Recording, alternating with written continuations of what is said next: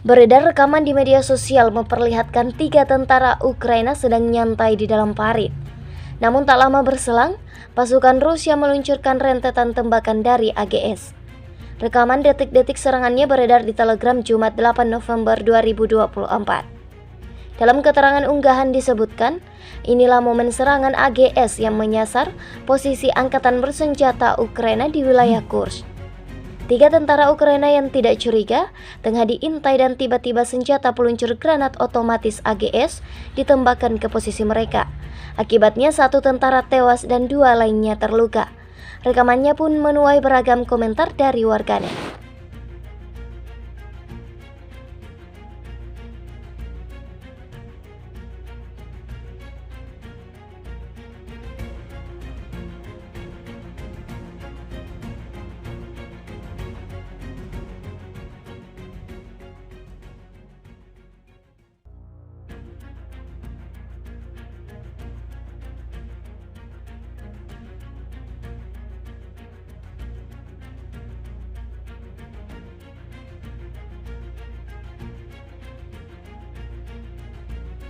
Download Tribun X sekarang, menghadirkan lokal menjadi Indonesia.